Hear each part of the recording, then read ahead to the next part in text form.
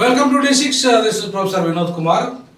ఇదిగో మంత్రి పదవి, అదిగో మంత్రి పదవి, ఇవాళ రేపు అని చెప్పేసి గత 2 నెలలుగా వాయిదా పడుతున్న మంత్రివర్గ విస్తరణ ఇంకా అది వాయిదా పడే అవకాశాలు ఎక్కువ కనపడుతున్నాయి.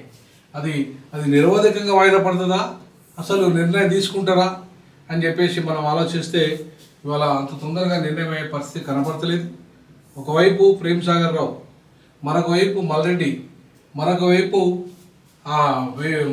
కోమటిరెడ్డి వెంకటరెడ్డి, అలాగే మరొక వైపు వివేక్ వెంకటస్వామి, ఆది శ్రీనివాస్, విజయశాంతి, రాజగోపాల్ రెడ్డి, కోమటిరెడ్డి రాజగోపాల్ రెడ్డి, రెడ్డి సామాజిక వర్గం నుంచి వెళ్ళి సుదర్శన్ రెడ్డి, కోమటిరెడ్డి రాజగోపాల్ రెడ్డి, వెలమ సామాజిక వర్గం నుంచి ప్రేమ్ సాగర్ రావు, బీసీల నుంచి వాకిటి శ్రీహరి, ఆది శ్రీనివాస్, విజయశాంతి, మాల సామాజిక వర్గం నుంచి గడ్డం వివేక్ వెంకటస్వామి, అద్దంకి దయాకర్, ముస్లిం వర్గం నుంచి అమీర్ ఖాన్, అలీ ఖాన్ తదితర పేర్లు పరిశీలన జరుగుతుంది.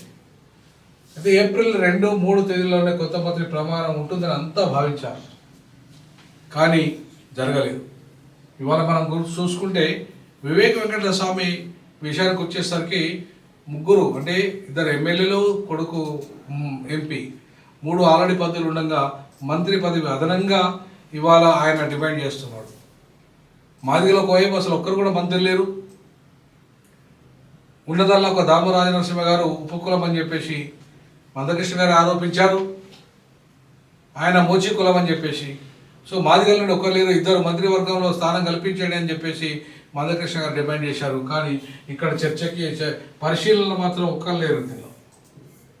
మరి ఇది అన్యాయం కాదా? మాదిగలకు ఒక్క మంత్రివర్గంలో ఒక్కరు స్థానం లేకపోతే, కనీసం పరిశీలనలు కూడా వాళ్ళ పేరు లేకపోతే, మరి మాదిగలు ఇంత పెద్ద జనాభా ఉండి మరి కాంగ్రెస్ పార్టీ ఓన్లీ మాలల పార్టీగానే ముద్ర పడుతుందా? ఇవాళ ఇంత పెద్ద జనాభా కలిగిన మాదిగలు, 30 ఏళ్ళ పోరాటం చేస్తున్న మాదిగలు, వాళ్ళకి మంత్రివర్గంలో స్థానం లేకపోతే, గత ప్రభుత్వంలో కూడా అదే పరిస్థితి, ఈ ప్రభుత్వంలో కూడా అదే పరిస్థితి. మరి వాళ్ళ మాల సామాజిక వర్గంలో అటు స్పీకర్ పదవి ఒకటి వచ్చింది, ఉపకులం నుండి వాళ్ళ ఉప ముఖ్యమంత్రి పదవి ఒకటి వచ్చింది. బట్ ఇక్కడ కనీసం ఒక ఉప ముఖ్యమంత్రి నుండి ఒకటి వచ్చింది, కానీ ఉపకులం నుండి ఒకటి మాదిగ సామాజిక వచ్చింది, కానీ అసలైన మాదిగకు రాలేదు కదా. ఆల్రెడీ 6 ఎమ్మెల్యేలు ఉన్నారు కదా, వాళ్ళలో ఒక్కరు కూడా అర్హులు కదా. ఇంతమంది పేర్లలో ఆల్రెడీ కోమటిరెడ్డి వెంకటరెడ్డి ఉన్నాక రాజగోపాల్ రెడ్డి పేరు ఇక్కడ పరిశీలనకు వచ్చేసింది. ఆల్రెడీ ముగ్గురు 3 పదవులు, ఒక ఎంపీ, 2 ఎమ్మెల్యేల నుండి కూడా ఇవాళ ఎవరికి మన గడ్డం వివేక్ వెంకటస్వామికి ఒక చర్చ వచ్చింది. బీసీల నుండి వాకిటి శ్రీహరి, ఆది శ్రీనివాస్, విజయశాంతి. సరే, ఇట్లా ఎవరికి ఇచ్చినా కూడా ఇబ్బంది లేదు, బీసీలకు రావాల్సిందే, అట్లాగే మైనార్టీ కూడా రావాల్సిందే. సో అద్దెకి దాకా మళ్ళీ మాల సామాజిక కూడా ఆయన పేరు ఏర్పడుతుంది. మరి అన్యాయంగా మాదిగలకు ఒక మంత్రి పదవి కూడా ఇక్కడ వచ్చే అవకాశం మాదిగలు లేకపోతే ఏంటి మాదిగల పరిస్థితి?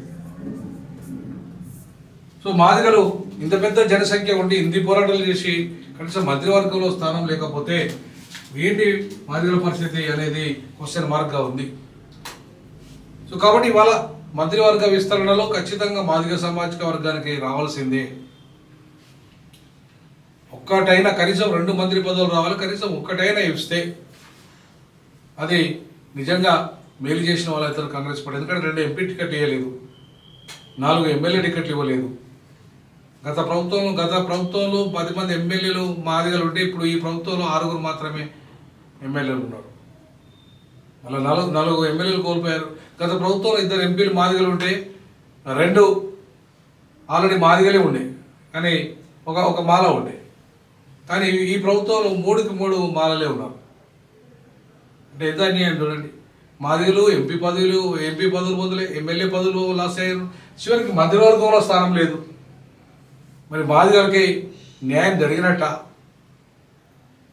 మరి అట్లాంటి సిచ్యువేషన్లో మాదిగలు కాంగ్రెస్కి ఎందుకు లోకల్ బాడీ ఎన్నికల్లో ఓటేయాలి?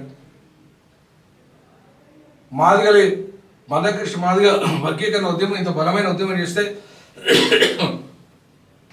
మంత్రివర్గంలో మాదిగలకు స్థానం లేకపోతే తీరని అన్యాయం చేసినట్టు కాదా కాంగ్రెస్ పార్టీ?